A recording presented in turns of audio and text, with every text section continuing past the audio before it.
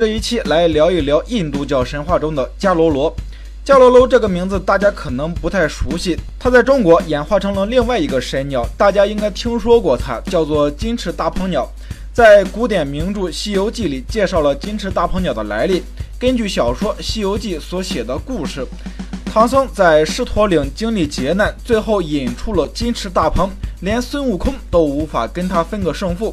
最后不得已请如来佛祖收服了大鹏金翅鸟。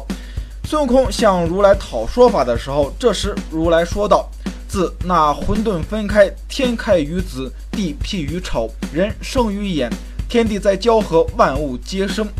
万物有飞禽，有走兽，走兽以麒麟为长，飞禽以凤凰为长。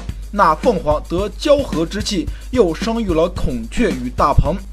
孔雀出世之时最为邪恶，能够吃人，40-50里路的人都能一口吸之。我在雪山顶上修成了丈6的金身，也被他吸下肚去。我欲从他变门而出，又恐误了真身，于是我剖开他的脊背，才回到了灵山上。我欲伤他性命，但被诸佛劝阻。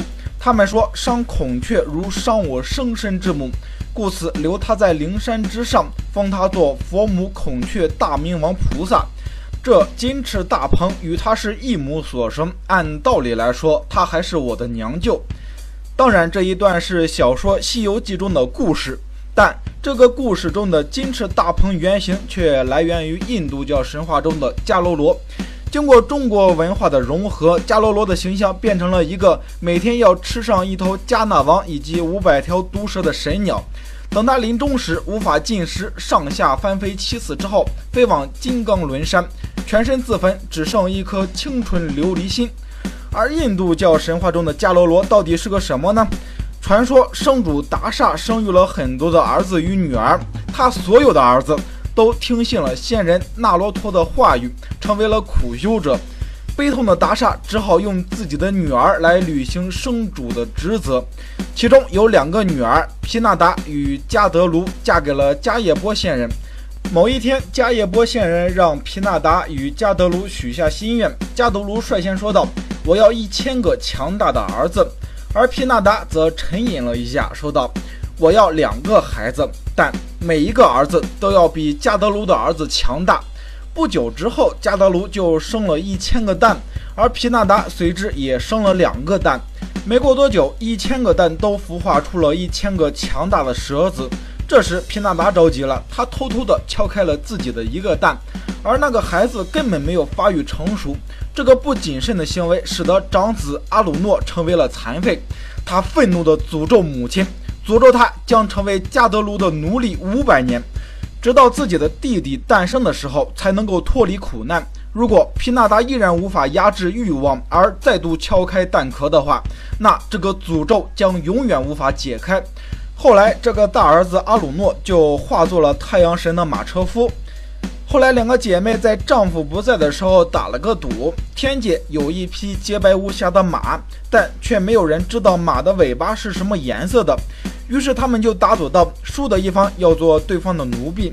毗那达认为白色的马自然有白色的尾巴，而迦德卢则事先让自己的蛇子咬住白马的尾巴，这样远远的看去，洁白的马竟然有着黑色的尾巴。就这样，赌输的毗那达只好做了自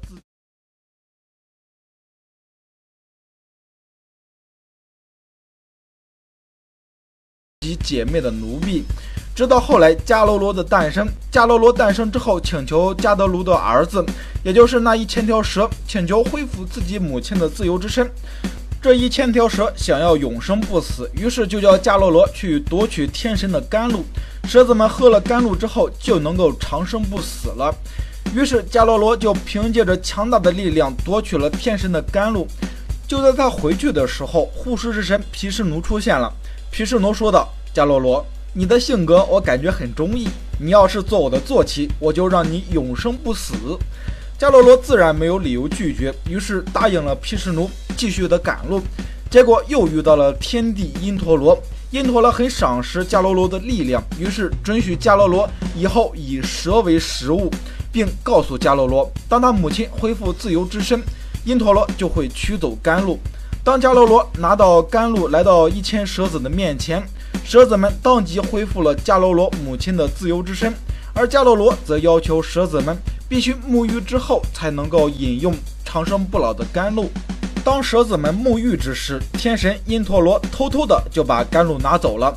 蛇子们见没了甘露，于是疯狂的舔食曾经放置过甘露的草，于是蛇的舌头都被舔得分了叉。从此之后，迦楼罗只要看到蛇就吃掉它们。